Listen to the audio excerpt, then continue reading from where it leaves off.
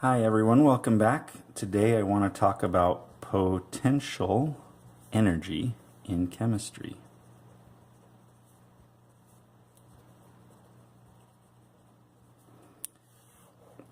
So we'll start out actually just by talking about potential energy in general. Remember, kinetic energy is the energy of motion. Potential energy then is the potential to be able to have that energy. So the simple example is we imagine sort of a ramp or a hill, and there's maybe a ball on top of that hill. So this ball then has the potential to roll down the hill and turn into that energy of motion where it could knock a kid over or whatever. So you can calculate the potential energy, and remember, it's just the potential to have that energy of motion. So you can calculate the potential energy based on its height, how far it is off the ground, how much it weighs, and then also the attraction of gravity. Because gravity is what's pulling it down. So it's so far off the ground, gravity is going to pull it down, and it's going to come down with so much weight. It tells you about how much energy it's going to roll down the hill with. And then if someone went up there and just tapped it, pushed that ball off the hill, then it would roll down the hill. Excuse me for not being great at drawing these things. We have this rolling ball, it's rolling down the hill.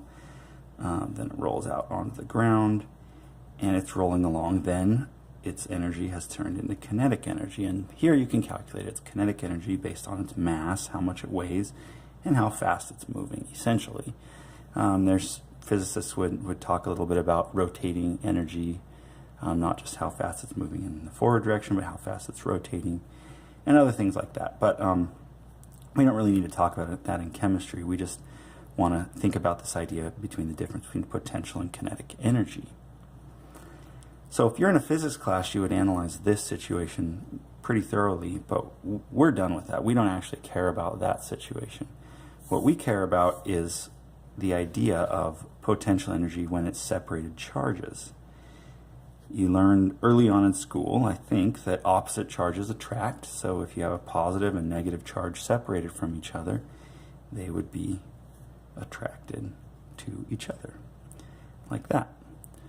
So then their attraction, the attraction between these positive and negative charges, then is exists a potential energy between them, because there's the potential for them to fly together and snap together. And again, you can calculate that potential energy based on how far they are apart from each other, how much weight they have, and how strong the attraction is between them. And then if at some point we let them fly toward each other, then that potential energy would turn into kinetic energy, the energy of motion, as they start flying toward each other. And then eventually bump into each other. Yeah. And that kinetic energy would have to be released somehow. So the kinetic energy here is when they're released, they're allowed to fly together. And again, that's the energy of motion. Where here it was the potential to have that motion because they were attracted to each other, so if we let them go, they would have that motion as they fly together. All right, so in chemistry, we have a much more specific problem that we want to look at for this. And that's the easiest way to look at it is with the simplest atom, the hydrogen atom. And if you remember, in any atom at all is made up of protons and neutrons in the nucleus, and then somewhere out around the nucleus there are electrons flying around that nucleus. And so that's the charges that we're interested in being attracted to each other, electrons and protons. The hydrogen atom in particular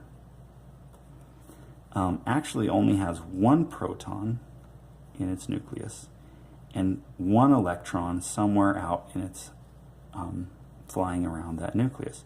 So that electron could be located in, we would say, is the first shell number 1, or a shell number 2, or a shell number 3, and so on and so forth, or the 4th shell, or the 5th shell, etc.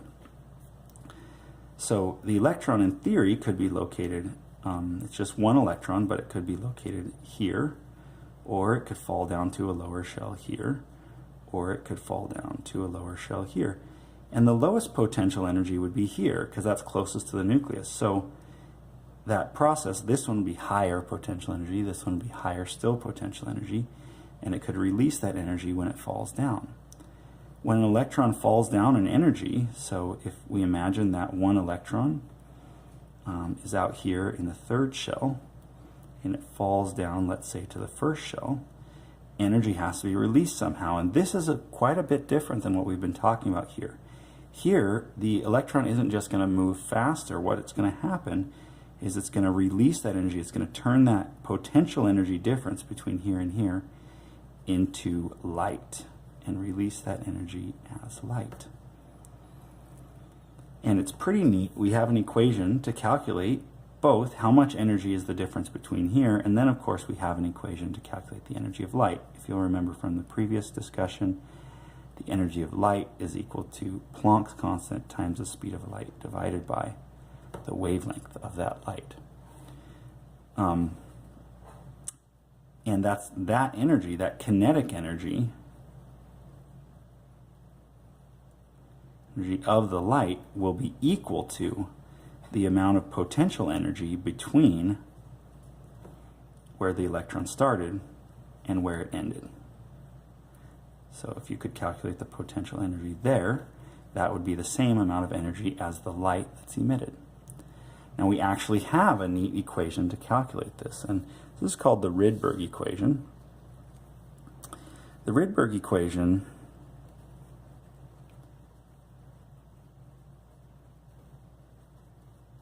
looks like this, and it looks really complicated, but it's actually pretty easy to use. The Rydberg equation is that the potential energy difference between there, that energy is equal to Planck's constant times the speed of light times this Rydberg constant for the hydrogen atom times 1 over NF squared minus 1 over NI squared. Now that looks really complicated, but bear with me because it's not actually very bad.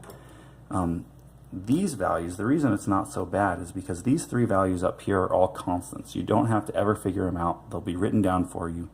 You don't have to have them memorized, anything. Planck's constant is 6.626. Oops, I wrote that down wrong. Sometimes that happens.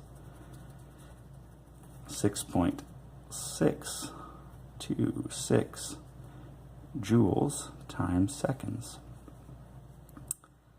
This one, the speed of light, is 3 times 10 to the 8th power meters per second. And I still wrote down Planck's constant wrong. Let's see if I can start over. 6.626 times 10 to the negative 34 joules times seconds. There we go. Again, Planck's constant is that. The speed of light is that. The Rydberg constant is 1.097 times 10 to the 7th power, and that's inverse meters. That means we're dividing by meters. Now what about these? So this looks complicated. NF squared, NI squared. Well, NF is just the final shell that it ended in. Final shell. So for our example here, it ended in the first shell. It started in the 3rd shell and ended in the 1st shell. So the final shell is just equal to 1. Here, it ended in 1. And the initial shell, the shell that it started in, was just shell 3.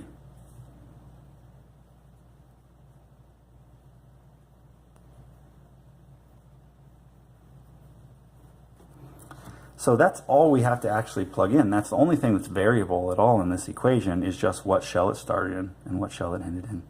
So there's nothing to do here but just plug in a 3 there, a 1 there, plug in this number here, that number there, that number there. Plug it all straight into your calculator and you'll get an answer for the energy of this electron transition.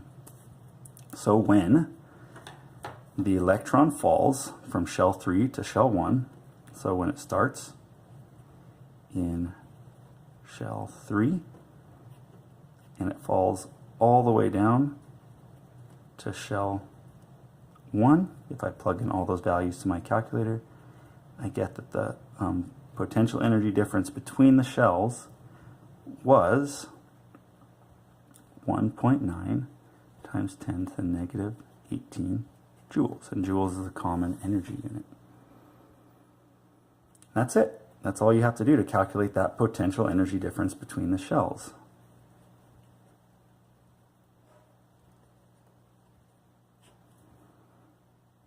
Between shells 3 and shells 1.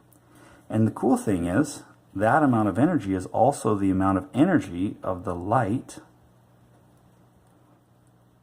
Sometimes we call that a photon of the light that was emitted.